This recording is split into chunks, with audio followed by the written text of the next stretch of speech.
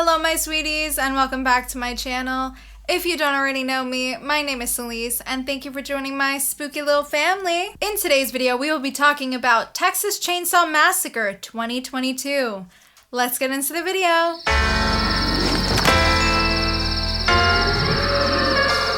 Directed by David Blue Garcia, starring Sarah Yarkin, Elsie Fisher, and Mark Burnham, Texas Chainsaw Massacre 2022 follows the worst written, most unlikable characters you've ever seen as they try to gentrify a town nobody would live in, but little do they know, Leatherface lives there.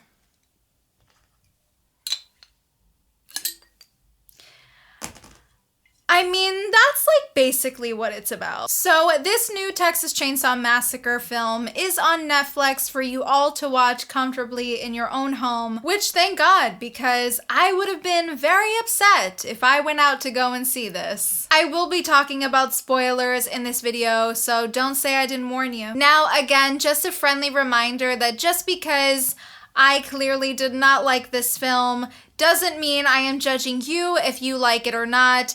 If you did, I am so happy that you got some enjoyment out of it. I did not, however. Films are subjective and not everyone is going to like the same things, and that is okay. It's all good. Now, before I really get into my thoughts, I've been seeing a lot of people and even other reviewers saying this movie was too woke or some nonsense. So I want to say up front, don't come in my comment section on that fuck shit about this film was woke, oh this, that, and the third. Stop, it's clown shit. What I do think though is that the writers, in a poor attempt to write believable Gen Z and millennial characters, just threw any vaguely political jargon they could remember from the latest season of Riverdale into this script to give it some kind of depth that it fundamentally lacked. Like, this film felt like they pulled 100 teenagers about things they care about, then threw those answers into a screenplay generator.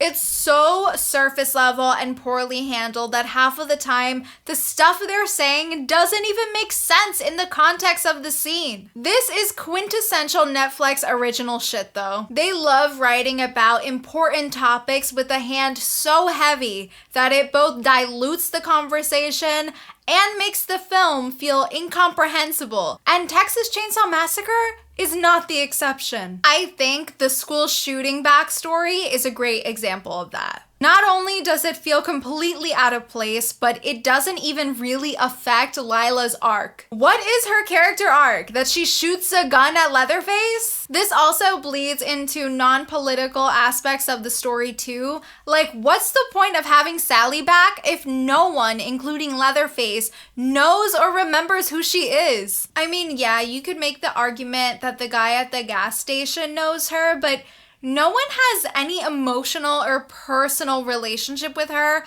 and because of that, it doesn't hold any emotional weight. When she dies in front of Lila and Melody, it's just for us as the audience. And honestly, just what a waste of her character. The disrespect. Also, Sally having the Lori moment. I've waited 50 years for this night. Like, baby, no, you can't just go and rip off Halloween 2018 like that. That's not how it works. And then we have characters who just die with no consequence on the story or reaction from anyone, really. The one thing I will say about this film that made it somewhat bearable was that since basically every character was a terrible person, it made it easy to not get attached to anyone. I guess Sally doesn't count as an awful person, but she is also only in this for like 10 minutes, so I keep forgetting she was even a character, and thank God, because I like to imagine a world where this doesn't exist. But in all seriousness, I really don't know how the writers expected us to emotionally connect to any of these characters. I mean, none of them even matter outside of Melody and Lila because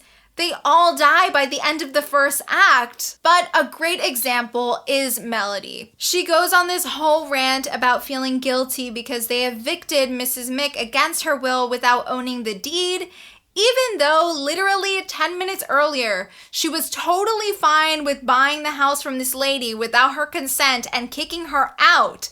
And I'm supposed to feel bad for Melody? Psych! These characters are sociopaths. They bust a whole herd of the worst people in the world and turn the town square into Burning Man, and I'm supposed to feel sad that Melody feels guilty? No, something ain't right there. The entire bus scene is super cringy for me. Everyone holding up their phones, recording this like complete psychopath and being like, do anything, and you're like so canceled, bro. Like, what? I'm sorry. Honestly, it's giving Wattpad fan fiction storytelling for me. Other scenes that weren't doing it for me had to be the ending scene. They tried to replicate the ending in the original with Girlie getting away in the Tesla that's an autopilot, and she's like crying through the sunroof because surprise! Leatherface beheaded her sister. Oh my god, super shocking. Oh my gosh, and then the music at the end credits, I mean, I don't even know what was going on there. We have the title card just flashing in the neon colors and this really crazy dancey music. Okay. I mean, I just have so many questions. Whatever, it's just such a hot mess. Now on to some performances. Sarah Yarkin lacks here for me. I feel like she was pretty one note the entire time. Granted, she really doesn't have too much to work with, so can I blame her? Elsie Fisher, however, I absolutely love them. They were amazing in Bo Burnham's 8th grade, and they do a great job, even though, once again, so little to work with. But they really have a great essence on camera, and I was happy to see them in a horror film. Now on to Mark Burnham. I mean, he was okay.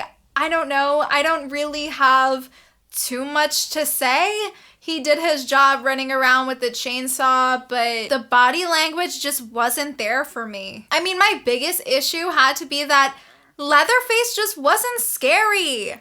That is a big issue for me. In the first film, he's absolutely terrifying. And then here, it's like, okay, he's a guy. Olwen Fourier as Sally is fine. She doesn't really have too much to do here either, though I will say that moment of her dying and loading the gun and giving it to Lila was a really good scene, and I thought it was one of the more believable scenes. Now on to the cinematography. I mean, it's okay. I read that they use vintage lenses to give it an old school look, but honestly, that didn't show for me. The movie is just super yellow. I will say the practical effects used for the gore is nice and it did look cool, but that's all I can really say there. The kills for me, I don't think there were many that were super crazy or shocking, though there may be some people that think the ending scene was shocking, but for me it wasn't. I absolutely hated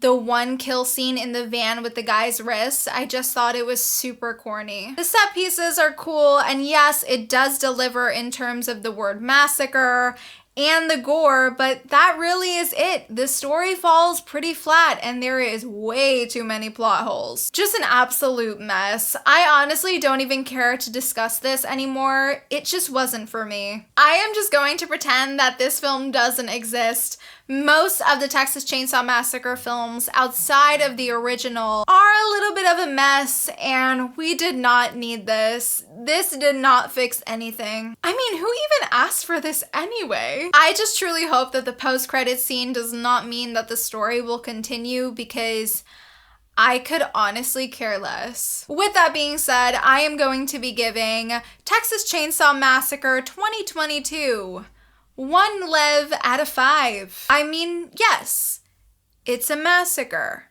with a chainsaw in Texas, but the essence of the original film is just not there. Horror storytelling, unlikable characters, plot holes, cringy writing, just bad. Absolutely bad. a mess for me. All right, you guys, that is it for today's video. Thanks so much for watching. Don't forget to like and subscribe as it really helps me a lot. And be sure to click that little notification bell to be up to date every single time I upload.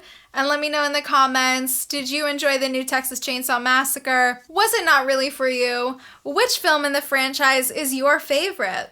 I'd love to talk about it. Also, keep your eyes peeled for Monday because I will be dropping a ranking video on the Texas Chainsaw Massacre franchise, including this one. So be sure to check that out. Thanks so much for watching, and I will see you guys in the next one. Bye.